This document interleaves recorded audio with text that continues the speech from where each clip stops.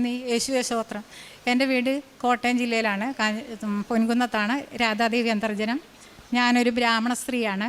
ഞാൻ വൈകിയാണ് ഞാൻ ഈ ഒരു ഇതിലേക്ക് വരാൻ പറ്റത്. എനിക്ക് ഏറ്റവും വലിയൊരു ഭാഗ്യമാണ്. മരണം വരെ ഞാൻ ഇനി ഈ ഉടമ്പടി തന്നെ മുമ്പോട്ട് പോകുമെന്നുള്ള ഒറ്റ ഒരു ലക്ഷ്യമാണ്. ഞാൻ ആദ്യം ഉടമ്പടി എടുത്ത ഒരു വ്യക്തിയാണ്. ഉടമ്പടി എടുത്ത് ഞാൻ യൂട്യൂബ് വഴി ഉടമ്പടി എടുത്തു. ഈ പള്ളിയെപ്പറ്റി എനിക്ക് എൻ്റെ കൂട്ടുകാർ പറഞ്ഞു മുഖാന്തരം ഞാൻ അറിഞ്ഞു. യൂട്യൂബ് വഴി ഞാൻ പ്രാർത്ഥിക്കുമായിരുന്നു. രാവിലെയും വൈകിട്ടും പ്രാർത്ഥിക്കുമായിരുന്നു. സായാജ്ഞ പ്രാർത്ഥനയും പ്രഭാത പ്രാർത്ഥനയും പ്രാർത്ഥിക്കുമായിരുന്നു. അങ്ങനെ പ്രാർത്ഥിച്ച് എനിക്കൊരു ജോലി, നല്ലൊരു ജോലി, എൻ്റെ ഇതിൽ അനുസരിച്ച് എനിക്ക് നല്ലൊരു ജോലി കിട്ടി. ആ ജോലി ഞാൻ ഭംഗിയായിട്ട് നടത്തിക്കൊണ്ടിരുന്നു. ആ ജോലി കിട്ടിക്കഴിഞ്ഞപ്പം ഞാൻ പ്രാർത്ഥന മുടങ്ങിയും കഴിഞ്ഞു. പിന്നീട് എനിക്ക് ഇങ്ങോട്ട് വരണമെന്നുമില്ല.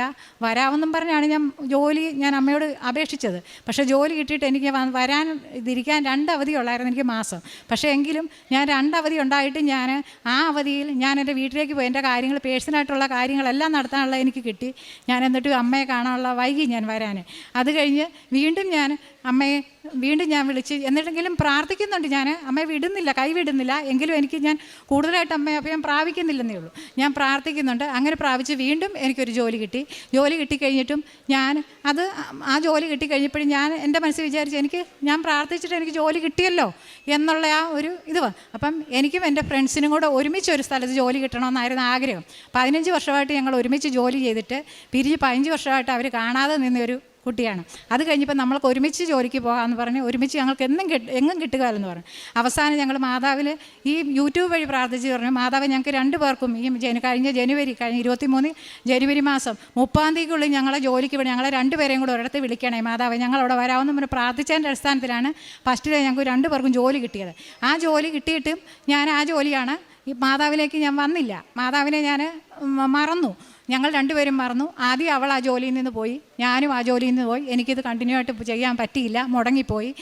അങ്ങനെ നിന്ന് കഴിഞ്ഞാണ് വീണ്ടും പ്രാർത്ഥിച്ച് എനിക്ക് വീണ്ടും ഒരു ജോലി ഇപ്പം കിട്ടി.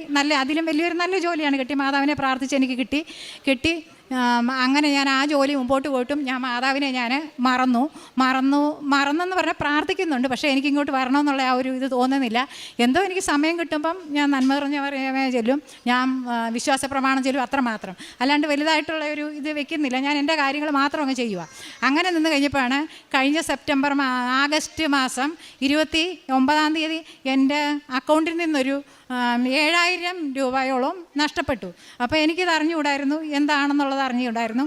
ഞാനിത് ടെക്സ്റ്റ് മെസ്സേജ് നോക്കിയപ്പം ഒരു ക്രെഡിറ്റ് കാർഡിൻ്റെ അവർ സർവീസ് ചാർജ് 1 വർഷത്തെ പിടിച്ചതാണെന്നാണ് ആ മെസ്സേജ് കണ്ട്.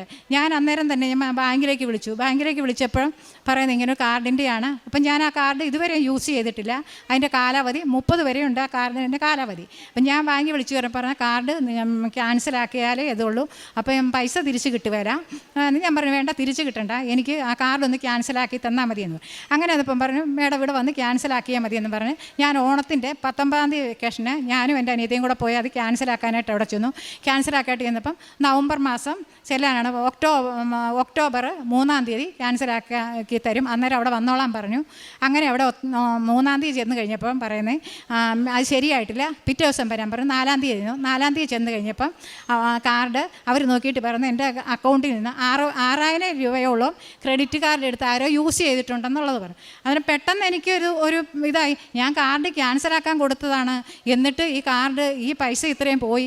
അപ്പം ഞാൻ അവിടെ നിന്ന് പെട്ടെന്ന് എന്തോ എനിക്കൊരു ഭയങ്കരമായിട്ട് അന്നേരം ഞാൻ പോകുമ്പോൾ എൻ്റെ കയ്യിൽ നേർച്ച വസ്തു, എൻ്റെ കാശിരൂപം എൻ്റെ കയ്യിലുണ്ട്. നേരത്തെ ഞാൻ ഉടമ്പടി എടുത്ത് പോയതാണല്ലോ. അപ്പോൾ ഈ കാശിരൂപമായിട്ടാണ് ഞാൻ പോകുന്നത്. അവിടെ ചെന്ന് അവർ ക്യാൻസലാക്കി തരാമെന്ന് പറഞ്ഞു. ഇവിടെ വന്നിട്ട് ഇത്രയും രൂപ നഷ്ടപ്പെട്ടു, അങ്ങോട്ട് ആ ക്യാഷ് അടയ്ക്കാതെ ഈ കാർഡ് ക്യാൻസലാക്കാൻ ഒരിക്കലും സാധിക്കത്തില്ലെന്നാണ് പറയുന്നത്. അപ്പോൾ എൻ്റെ കൂടെ വന്ന് എൻ്റെ അച്ഛനും എൻ്റെ റിലേഷനും എല്ലാവരും എന്നെ വഴക്ക് പറയുന്നുണ്ട്. ഞാൻ അവിടെ നിന്ന് അങ്ങ് കരയുക. അപ്പോൾ അവർ പറയുന്നത് നിയമപരമായിട്ടാണ്, ഞാൻ കാർഡ് യൂസ് ചെയ്തിട്ടില്ലെങ്കിലും എൻ്റെ ID പ്രൂഫ് ഇട്ടാണ് ക്യാഷ് എടുത്തേക്കുന്നത്. ഞാനിത് അടച്ചെങ്കിലല്ലേ 60,000 രൂപയും അതിൻ്റെ പലിശയും കൂടെ ഉണ്ട്. അപ്പം ഞാൻ അവിടെ നിന്ന് കരഞ്ഞു. അപ്പം ഞാൻ ജോലി സ്ഥലത്തുകൊണ്ടാണ് രാവിലെ ഞാൻ 4-ാം തീയതി അവിടെ കോട്ടയത്ത് വരുന്നത്. ബാങ്കിൽ വന്നു. വൈകുന്നേരത്തെ 8 മണിയായപ്പോൾ എനിക്ക് അവിടെ ചെല്ലണം. ഞാൻ ഞാൻ അവിടെ എറണാകുളത്ത് എത്തിക്കഴിഞ്ഞ് ഞാൻ എന്ത് ചെയ്യണമെന്ന് അറിയത്തില്ല. 2 ദിവസം ഞാൻ വല്ലാത്തൊരവസ്ഥ ഞാൻ നിൽക്കും. എന്താണെന്നുള്ളത് എനിക്ക് ജോലിയിൽ എനിക്ക് കണ്ടിന്യൂ ചെയ്യാൻ പറ്റുന്നില്ല. കുട്ടികളുടെ കാര്യങ്ങൾ നോക്കാൻ പറ്റുന്നില്ല. ഫീസ്, ഹോസ്റ്റൽ ഫീസ്, എല്ലാ കാര്യങ്ങൾക്കും തടസ്സം വരുന്നു. അന്നേരം അവിടെ നിന്ന് മേഡത്തിനോട് ഞാൻ പറഞ്ഞു, മേഡം ഞാൻ 6-ാം തീയതി ഞാൻ പറഞ്ഞു, മേഡം ഞാൻ വീട്ടിൽ പോവാം. 7-ാം തീയതി മേഡം ഞാൻ നാളെ വീട്ടിൽ പോവാണ്, എനിക്ക് വീട്ടിൽ പോകണം, ഇതിൻ്റെ കാര്യങ്ങളെല്ലാം പരിഹരിച്ചിട്ട് ഞാൻ വരുന്നുള്ളൂ എന്ന്. അന്നേരം മേഡം എന്നോട് പറഞ്ഞു, മോള് പോവുകയാണെങ്കിൽ എങ്ങനെയാ പോകണ്ട എന്നൊക്കെ പറഞ്ഞു. ഞാൻ പറഞ്ഞു എനിക്ക് പോകണം എന്ന്. അങ്ങനെ ഇപ്പം 7-ാം തീയതി വൈകുന്നേരം ഞാൻ എൻ്റെ അനിയത്തെ വിളിച്ചു. ഞാൻ പറഞ്ഞു, ഞാൻ വീട്ടിൽ പോകാണെന്നപ്പം എൻ്റെ അനിയത്തി പറഞ്ഞു, ചേച്ചി വീട്ടിലും പോകണ്ട, ബാങ്കിലും പോകണ്ട, ഇനിയും ചേച്ചി വേഗം കൃപാസനത്തിലേക്ക് പോയി ഉടമ്പടി എടുത്തു. ചേച്ചി ഉടമ്പടി എടുത്ത് ഉഴപ്പി എൻ്റെ ആണെന്ന് പറഞ്ഞു. അപ്പോൾ ഇതിനു മുമ്പ് ഓണത്തിന് ചെന്നപ്പോഴും ഉടമ്പടി എടുക്കുന്ന കാര്യം പറഞ്ഞു. ഞാൻ ഉടമ്പടി എടുത്ത ബുക്ക് നോക്കിയിട്ട് കണ്ടില്ല, ഉടമ്പടി എവിടെയാണെന്നൊന്നും പറഞ്ഞുകൂടാ. ഞാൻ വീണ്ടും ഇവിടെ വന്ന് പുതിയതായിട്ടൊരു ഉടമ്പടി എടുത്തു. 8-ാം തീയതി ഞാൻ വന്ന് ഉടമ്പടി എടുത്തു. 8-ാം തീയതി ഉടമ്പടി എടുത്ത് ഇവിടെ വന്ന് ഞാൻ അന്നേരം ഞാൻ അവിടെ നിന്ന് ഇങ്ങോട്ട് രാവിലെ ഉടമ്പടി എടുക്കാനായിട്ട് നവംബർ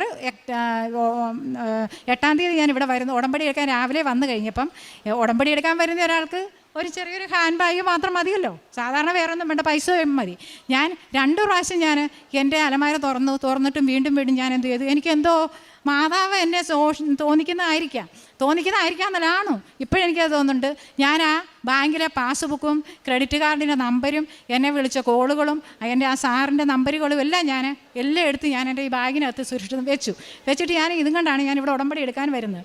ഇവിടെ ഞാൻ രാവിലെ വന്നു, എൻ്റെ കൂടെ എനിക്ക് വഴി അറിയത്തില്ലായിരുന്നു എറണാകുളത്ത് നിന്ന് വരാൻ. അവിടെ വന്നു കഴിഞ്ഞപ്പോൾ എനിക്കൊരു അമ്മയെ കിട്ടി, ഇങ്ങോട്ട് വരാനാന്ന് പറഞ്ഞാൽ അമ്മയും ഞാനും കൂടെ ഒരുമിച്ച് ഇവിടെ വന്നു. ഇവിടെ വന്ന് അമ്മ ഉടമ്പടി എടുക്കാൻ അമ്മ പ്രാർത്ഥിച്ചു, അമ്മയങ്ങ് പോയി. ഞാനിവിടെ വന്ന് ടോക്കൺ എടുത്തു. ഇത്രയും ആൾത്തിരക്കല്ല, ഭക്തജനങ്ങളെന്ന് പറയാം ഞങ്ങളുടെ ഇതിൽ. അപ്പം ഇത്രയും ആൾക്കാരുള്ള ഇടത്ത് നമ്മൾ സാധാരണ ഒരു ബസ് സ്റ്റോപ്പിൽ നിന്നാൽ പോലും ഒരു ഫോൺ വിളിച്ചാൽ കേൾക്കാൻ പറ്റുന്നില്ലാത്ത അവസ്ഥയിൽ ഞാനിങ്ങനെ ഇതിനും നല്ല തിരക്കുള്ള സമയത്താണ് ഞാൻ ഉടമ്പടി എടുത്ത് അങ്ങോട്ട് നീങ്ങിയപ്പോൾ എനിക്കൊരു കോൾ വരുന്നു. ആ കോൾ ആദ്യം എനിക്ക് എന്താണെന്ന് അറിഞ്ഞുകൂടാ. അത് വീണ്ടും ഞാൻ കോൾ അറ്റൻഡ് ചെയ്തു. എന്നിട്ട് എടുത്തു കഴിഞ്ഞപ്പോഴത്തേക്കും പറഞ്ഞു, ഞാൻ കസ്റ്റമർ കെയറിൽ നിന്ന് വിളിക്കുവാണ്, ഇന്ന പോലെ മേഡത്തിൻ്റെ ക്രെഡിറ്റ് കാർഡിനെ സംബന്ധിച്ചാണ്, അതിൻ്റെ അന്വേഷണത്തിന് വിളിക്കുവാണെന്ന്. അന്നേരം ഞാൻ പറഞ്ഞു, ഇനി ഞാൻ എനിക്കിനി ഇതൊന്നും പറയാനില്ല, എൻ്റെ കാർഡ് എങ്ങനെയും ക്യാൻസലാക്കി തന്നാൽ മതി. അത് മേഡത്തിൻ്റെ കാർഡ് നമ്പരൊക്കെ പറ, അത് കിട്ടുമെന്ന് പറയാൻ പറ്റില്ല അങ്ങനെ എന്ന് പറഞ്ഞു. അത് എല്ലാം കഴിഞ്ഞ് ഞാനിപ്പോൾ ഇതിനു മുമ്പ് ഞാൻ സൈബറിൽ കൊണ്ട് പരാതി കൊടുത്തപ്പോഴും പറഞ്ഞ കോടികൾ നഷ്ടപ്പെട്ടു പോയവരുടെ ഉണ്ട് പൈസ, അത് മേഡത്തിന് കിട്ടുമെന്നില്ല, പിന്നെ കംപ്ലയിൻറ്റ് കൊടുത്തിടാം, കാർഡ് ലാസ്റ്റ് എന്തെങ്കിലും ഇത് വരുമ്പം മേഡം കംപ്ലയിൻറ്റ് കൊടുത്തെന്നുള്ള ഒരു ഇതുണ്ട്, അങ്ങോട്ട് ഇത് കിട്ടുമെന്നുള്ള പ്രതീക്ഷയിലേ വേണ്ട. ഈ 60,000 രൂപയ്ക്ക് വേണ്ടിയിട്ട് നമ്മൾ നടക്കേണ്ട കാര്യമെന്ന് പറഞ്ഞാൽ അവിടെ നിന്ന് നെഗറ്റീവായിട്ടാണ് വിട്ടത്. ഞാൻ പക്ഷേ അനീതി പറഞ്ഞവരാണ്. ഞാൻ വന്ന് ഇവിടെ ഉടമ്പടി എടുത്ത് അവിടെ നിന്ന് അങ്ങോട്ട് മാറിയപ്പോഴേ എനിക്ക് വിളി വന്നു.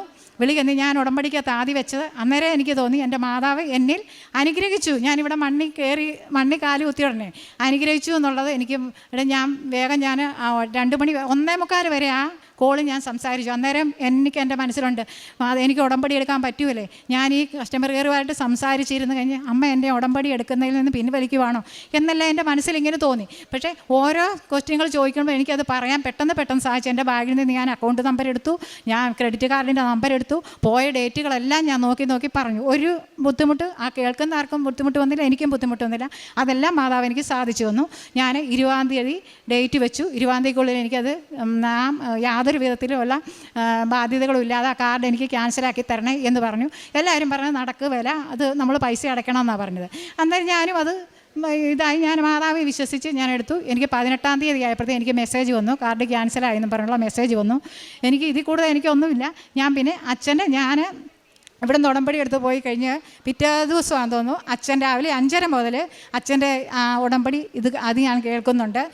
മുട്ട കുത്തിയാണ് പ്രാർത്ഥന. ഞാൻ ആദ്യമായിട്ടുണ്ടാണ് ഞാൻ മുട്ട കുത്തി പ്രാർത്ഥിക്കുന്നത്. നേരത്തെ ഉടമ്പടി എടുത്തിട്ടുണ്ടെങ്കിലും ഞാൻ ബെഡിലിരുന്ന് ഞാൻ യൂട്യൂബിൽ നോക്കിയായിരുന്നു. ഇപ്പം മുട്ടി കുത്തി ഞാൻ പ്രാർത്ഥിക്കുന്നു. അപ്പോൾ എൻ്റെ കാലിൻ്റെ മുട്ടിന് ആദ്യത്തെ ദിവസം വേദനയായിരുന്നു. ഇപ്പോഴെനിക്ക് ഒരു വേദനയില്ല. ഞാൻ തൈലം എടുത്ത് തേച്ച് ഞാൻ മാതാവിനോട് പ്രാർത്ഥിക്കുന്നുണ്ട്. എല്ലാ കാര്യവും ഞാൻ 5 നില ബിൽഡിങ്ങിൻ്റെ മുകളിലേക്കുള്ള ഒരു ജോലി ചെയ്യുന്ന പിള്ളേർക്ക് വേണ്ടി എല്ലാ കാര്യങ്ങളും ചെയ്യുന്നത് എൻ്റെ മാതാവെല്ലാം എനിക്ക് നടത്തി തന്നു. ഇനി മുമ്പോട്ടും അത് കൊണ്ടുപോകും. നമുക്ക് മനുഷ്യനാൽ അസാധ്യമായതെല്ലാം ദൈവത്തിന് സാധിക്കും എന്നുള്ള ഒരു വചനം എൻ്റെ പ്രാബല്യത്തിൽ എനിക്ക് നടന്നു കിട്ടി. എൻ്റെ മാതാവിൽ ഞാൻ ജീവിതകാലം മുഴുവൻ ഞാൻ ഉടമ്പടിയിൽ തന്നെ ജീവിക്കുമെന്ന് ഞാൻ ഉറച്ചു വിശ്വസിക്കുക. എൻ്റെ മാതാവല്ല എനിക്ക് ആരുമില്ല. വൈകിപ്പോയതിൽ എനിക്കൊരു ഖേദമുണ്ട്, ഇവിടെ വരാൻ വൈകിപ്പോയതിൽ. അപ്പം ഞാനിനിയും എവിടെ പോയാലും ഞാൻ ഇവിടെ വന്ന് ഞാൻ മാതാവിനെ പ്രാർത്ഥിച്ചിട്ടേ ഞാൻ പോവുള്ളൂ എന്നുള്ള എനിക്ക് യേശുവിനും നന്ദി, മാതാവേ നന്ദി.